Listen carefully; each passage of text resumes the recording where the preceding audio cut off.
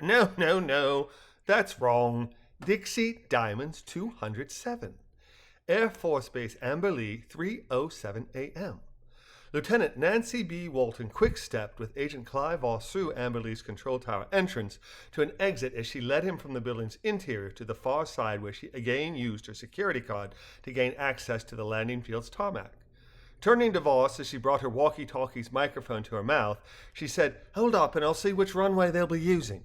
Pushing the walkie-talkie's send button, she said, "This is Walton. Which field will Flight BRS be landing on, and do we have an ETA?" "BRS just checked in," her walkie-talkie declared. "They have an ETA of 309 and will be landing on runway 13. "Thank you, Tower. Runway 13, ETA 309, over and out," she said, nodding, then pointing to her left. 13 is that way.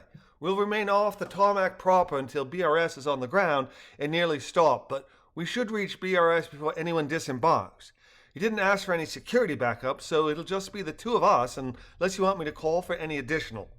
"Thank you, Lieutenant, but I'm confident that the agent who's flying the plane could handle a prisoner unassisted.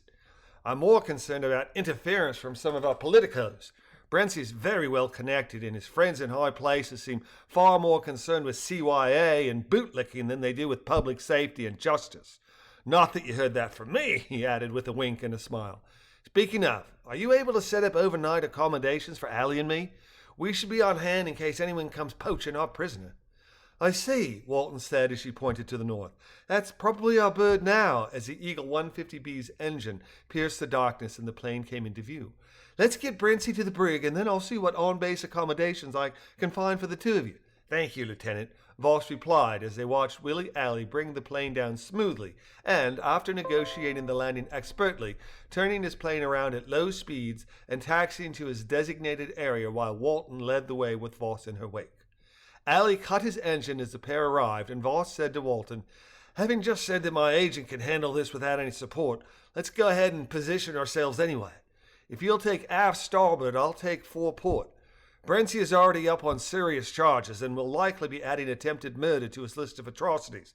But as far as violence goes, I think he's far more opportunistic than he is brave or someone willing to use violence against armed opponents.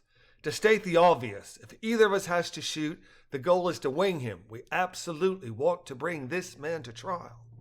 "Understood," Walton said, brow furrowed in response to Voss explicitly stating SOP. SOP, Standing Operating Procedure, a standard way of performing a task rather than an exceptional one. Alley stepped down from the plane, walked forward, gave Voss a wink and offhand salute, then proceeded to the left side of the plane, where he opened the door and declared, "Last stop of the night, B. Carter B. Out you come, and we'll find a nice cozy cell with a cot and a single-centimeter thick mattress where you can ruminate on what your life of crime has brought you." Hands cuffed in front of him, Brency lumbered awkwardly down from the aeroplane and glared at Alley as Voss and Lieutenant Walton advanced to within a meter of the pair. "Hands out," Alley said, wiggling the key to the handcuffs.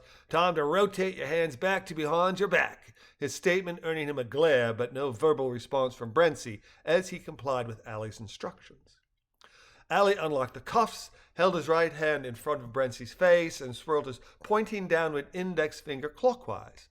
Brency, following the non-verbal command, turned towards the aeroplane, then crossed his hands behind his back as Alley again handcuffed him. "Good boy, BCB. Keep this up and maybe you'll be allowed recreation time once you're serving a life sentence." Turning his head towards Voss, Alley said, "This desert mouse dung is all yours, Clive, and I'm done in. Long day up there." Voss walked up to Alley and the two shook hands before Voss said, "Good to see you. This is Lieutenant Walton. Lieutenant Willie Alley."